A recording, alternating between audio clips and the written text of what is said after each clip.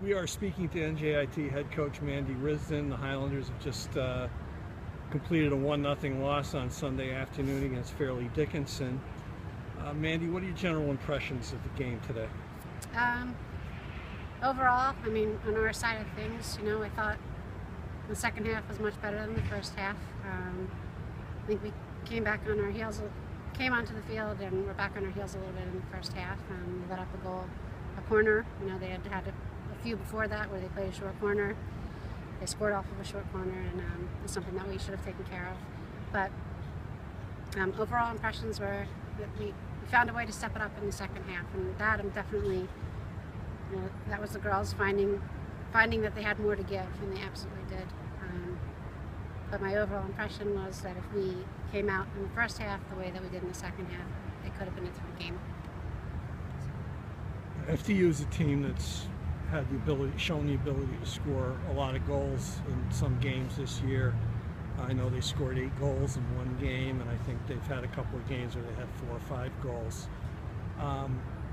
What do you think of the way NJIT played defense? And talk about that a little bit. Well, we had gotten a number of scouting reports, and we've seen the results. And they beat St. Peter's 8-0. Their last game against Hartford was a 4-3 game, and number 19 Rachel has scored 3 of the 4 goals. So our strategy just was to make sure that we play her out of the game, and then take care of our defensive roles outside of Rachel. I thought we did a good job of it.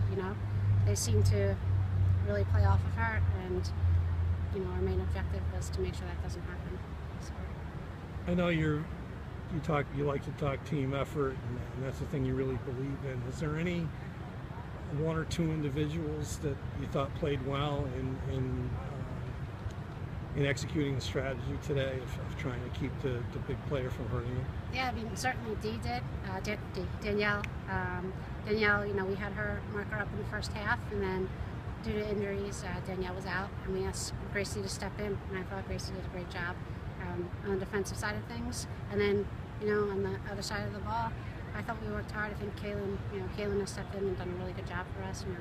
Dana and Megan did a great job. But on the defensive side, I think Danielle did what we asked her to do, and it showed. So. Just one last question.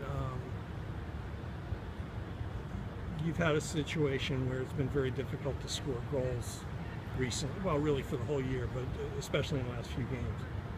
And one of the things, it's a warm day, as we can probably see from the video. It seems as if NJIT, the players, were still going hard and actually got a corner kick in the final half minute.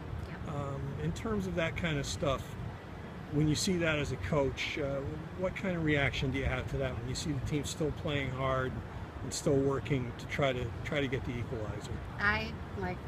It's been the focus of my talks the last couple games to them, is how resilient this team is and how they don't stop, they don't back down, and they keep working. And I'm incredibly proud of their effort. Now, I'm not saying there aren't things that we can do better, because again, it needs to be a full 90 minutes, but the fact that these girls don't stop. If you were watching the first minute of the game and the last minute of the game, the effort that we were giving in the last minute was even, we were still going at it, and even more so than the beginning. So I'm very proud of them, and I think they're very resilient and hardworking group of girls. So. All right, thank you very much, and good luck going forward. Thank you.